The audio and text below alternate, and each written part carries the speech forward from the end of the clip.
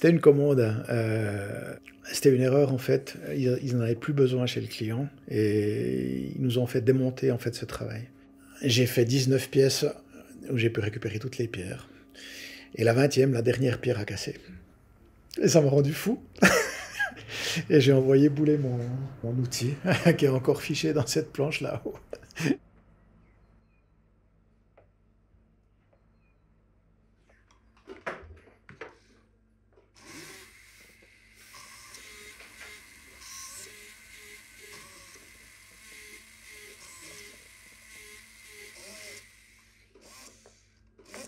Celui qui vous dira j'ai jamais cassé un diamant, c'est pas vrai. C'est pas vrai. Euh, pour en sortir tous les jours depuis plus de 40 ans, ça m'arrive encore de casser du diamant. Et des fois, je vous jure, en le touchant à peine. On peut avoir des diamants qui sont extrêmement résistants, vous allez pas réussir à les casser en leur tapant dessus au marteau. Et puis un autre, en le poussant à peine, il va casser.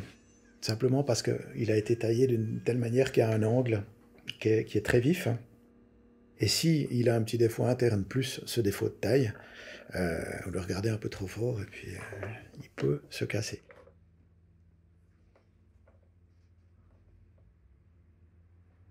Vous n'allez pas pouvoir prendre une émeraude pour la mettre sur une bague de la même manière que vous allez prendre un diamant. C'est pas la même approche, c'est pas du tout pareil, quoi. Avec le diamant, on peut se permettre de mettre une force dans le sertissage sans avoir le moindre risque, on va dire, à moins qu'il y ait vraiment un gros défaut dans la pierre. Alors que dans l'émeraude, je vais entendre si elle accepte le contact avec la matière ou pas.